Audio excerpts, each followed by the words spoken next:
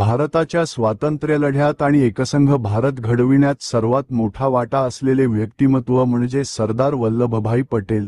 त्यांना भारताचे लोहपुरुष म्हणून ओळखले जाते। त्यांच्या कठोर इच्छाशक्ती, देशभक्ती आणि कार्यक्षम नेतृत्वामुळे भारताला आज एक सशक्त आणि एकसंघ राष्ट्र म्हणून ओळख मिळाली आहे। सरदार वल्लभभाई पटेल यांचा जन्म 31 ऑक्टोबर 1875 रोजी गुजरातमधील नडियाड या गावात झाला।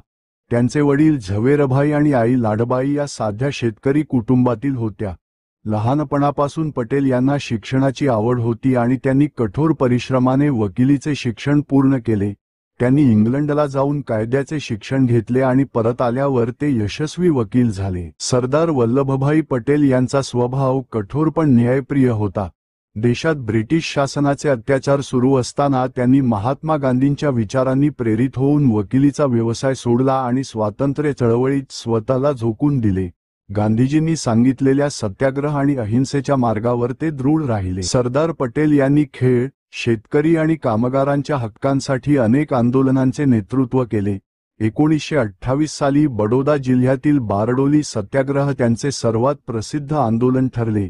या आंदोलनात त्यांनी शेतकऱ्यांचे कर कमी करण्याची मागणी केली आणि ती यशस्वीरित्या पूर्ण करून दाखवली।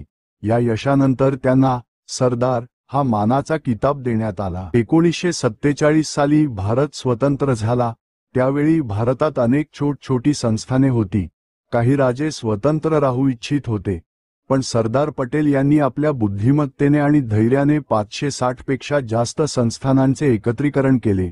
त्यामुळे भारत एकसंघ राष्ट्र बनला। हे त्यांचे सर्वात मोठे कार्य मानले जाते। सरदार वल्लभभाई पटेल हे भारताचे पहिले गृहमंत्री आणि उपपंतप्रधान होते। त्यांनी देशात कायदा सुव्यवस्था ठेवण्यासाठी खूप प्रयत्न केले। त्यांच्या मजबूत नेतृत्वामुळे देशात शांती आणि एकता टिकून राहिली। सरदार वल्लभभाई पटेल हे खूप साधे, प्रामाणिक आणि धैर्यवान होते। त्यांनी नेहमी देशाचा विचार केला आणि स्वतःच्या फायद्याचा विचार केला नाही।